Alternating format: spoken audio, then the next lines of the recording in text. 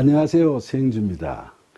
오늘은 예수님의 발에 향유를 붓는 여인의 이야기를 통해 주님을 사랑한다는 것이 어떤 것인지에 대해 묵상해 보는 시간을 갖도록 하겠습니다. 예수님의 발에 향유를 붓는 여인의 이야기는 4개의 복음서마다 각각 조금 다른 이야기들이 기록되어 있죠. 먼저 누가복음 7장에 보면 예수님께서 공생의 초기 사역을 시작하실 때 어느 날 시몬이라는 한 바리새인이 예수님을 자기 집으로 식사 초대를 했습니다. 그런데 그 사실을 안 그 마을에 죄 지은 한 여자가 향유 담은 옥합을 갖고 그 집을 찾아와서 예수님 발 곁에 서서 울며 눈물로 그 발을 적시고 자기 머리털로 닦고 그 발에 입 맞추고 향유를 부었죠. 예수님을 청한 시몬은 그 광경을 보면서 마음속으로 예수님이 만약 선지자라면 지금 자기를 만지는 저 여인이 죄인이라는 사실을 아실 텐데 어찌 가만히 계실까 하고 의아해했죠.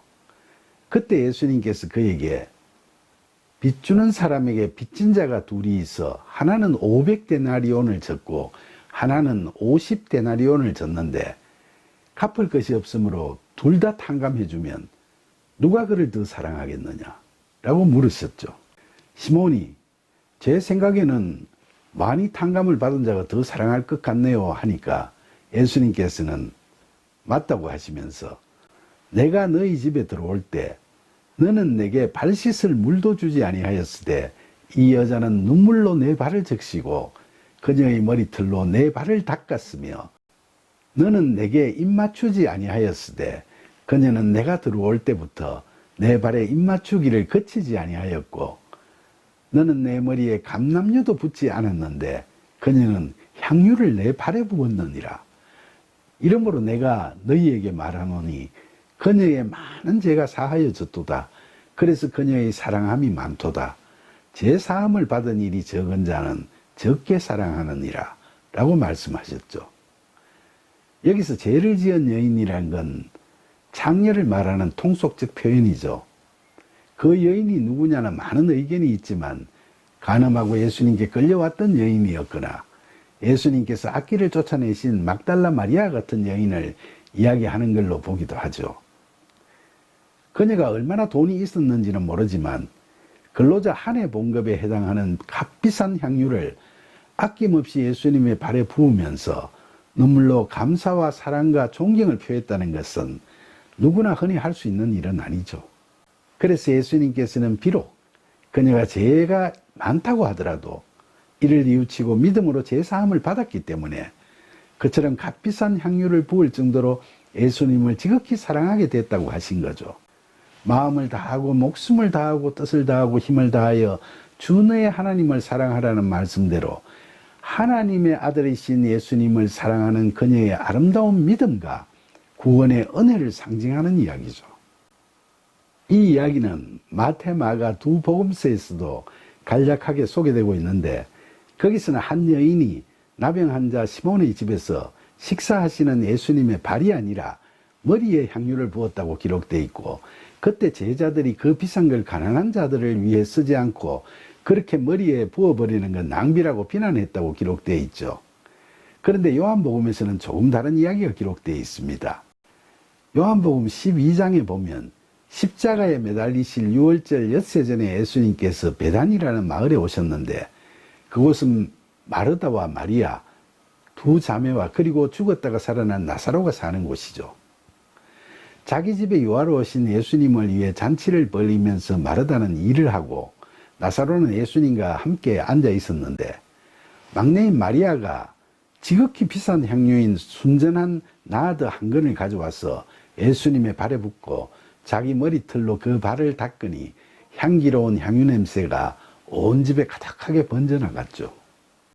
이날은 베다니에 도착한 예수님께서 죽었던 나사로를 얼마 전에 살리신 걸 기념하기 위해 마을 사람들이 잔치를 벌였던 날이었죠. 유대인들은 잔치 때 주인공의 머리 위에 향유를 부어주는 관습이 있었죠. 그래서 그날은 오빠를 살려주신 걸 감사드리는 마음에서 마리아가 잔치의 주인공인 예수님께 부을 향유를 마련해서 그 자리에 나온 거죠. 다만 통상적으로 잔치 주인공의 머리에 향유를 붓는 것과는 조금 달리 그날은 마리아가 그 값비싼 향유를 예수님의 발에 붓습니다. 그리고 무릎을 꿇고 향유를 부은 그 발을 자신의 머리털로 닦아드리죠.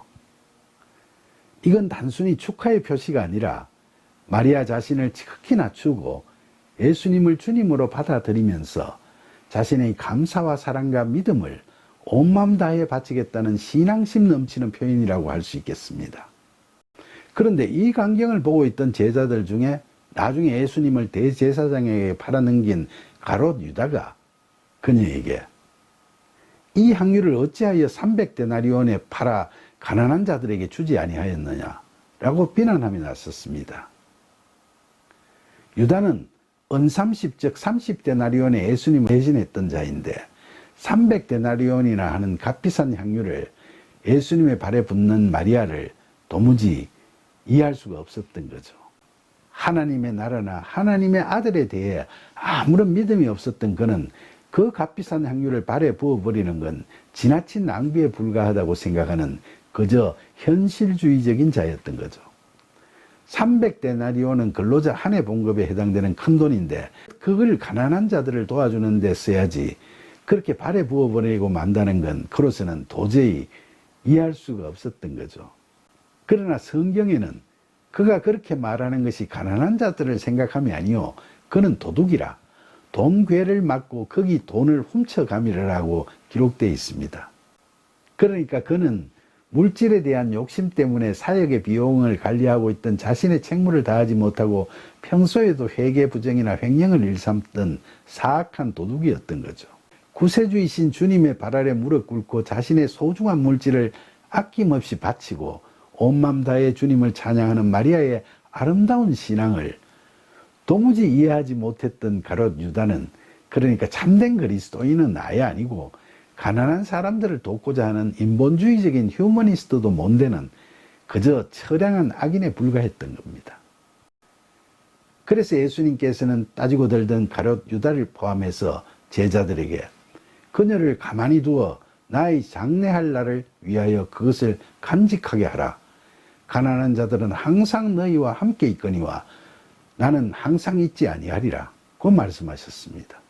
이 말씀을 보면 지극한 신앙심에서 향유를 부은 마리아는 미리 의식하지는 않았겠지만 십자가에서 죽으실 예수님의 장례를 예배하는 사람이 된 겁니다. 나사로를 살리신 예수님에 대한 감사와 사랑을 표시하고 영광 받으시길 찬양했던 마리아는 그녀의 지극한 헌신과 믿음으로 말미암아 예수님의 장례를 예비하는 영광을 예수님으로부터 직접 받게 됐던 거죠. 사랑하는 여러분, 이처럼 예수님께 향유를 붓는 마리아에게서 우리는 그녀의 아름다운 믿음과 헌신을 봅니다. 예수님께 그 값비싼 향유를 아낌없이 부은 마리아처럼 우리도 우리 인생을 또한 우리가 세상적으로 소중하다고 생각하는 모든 것들을 우리 마음에서 다 내려놓고 우리를 주님께 온전히 다 맡기고 아낌없이 드리는 참된 신앙의 삶을 살아가고 있는지 우리 스스로를 한번 되돌아볼 필요가 있을 것 같습니다.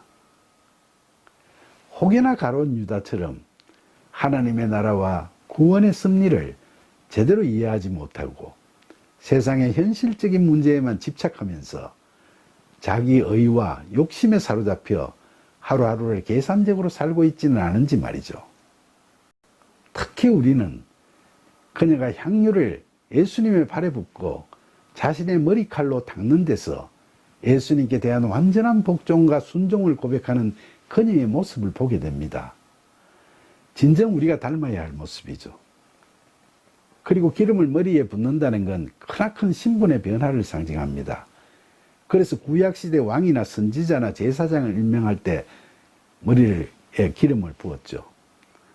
또한 기름을 발에 붓는다는 건 뭐 발품을 판다, 어디에 발을 들여 놓는다 하는 식으로 발이라는 게 행위를 의미하니까 엄청난 행위가 뒤따를 걸 상징하는 거죠. 그런데 예수님께서는 마리아가 향유를 부은 것은 예수님의 장례를 위하여 그렇게 했다고 말씀하셨습니다. 그러니까 머리에 향유를 부었다는 건 예수님께서 죽으신 후에 엄청난 신분 변화가 있을 것을 예고하고 있고, 발에 부었다는 건 죽으신 후에 엄청난 행위가 있을 것을 예고하고 있는 거죠. 엄청난 신분 변화나 엄청난 행위, 그건 과연 무엇일까요? 그건 바로 예수님의 부활하심을 의미하죠. 그래서 오늘 이야기 마지막에 예수님께서도 이 복음이 전파되는 곳에서는 이 여자가 행한 일도 말하여 그를 기억하리라, 그 제자들에게 말씀하셨던 겁니다. 바로 부활을 증거하라는 말씀이십니다. 사랑하는 여러분, 이처럼 오늘 우리는 마리아에게서 주님께 지극정성으로 헌신하고 순종하는 아름다운 모습을 보았습니다. 또 그녀에게서 부활을 믿고 증거하는 신실한 모습도 보았습니다. 이 모두가 다 우리 그리스도인들이 갖추어야 할 품성과 모범적인 사역의 자세를 보여주고 있는 거라 하겠죠. 오늘 이 이야기를 통해서 이처럼 아름다운 헌신과 순종으로 예수님의 부활을 증거하는 믿음의 여인 마리아를 닮아가는 저와 여러분이 되기를 간절히 바라면서 오늘도 우리 안에 살아계시는 예수님의 이름으로 기도드립니다. 아멘.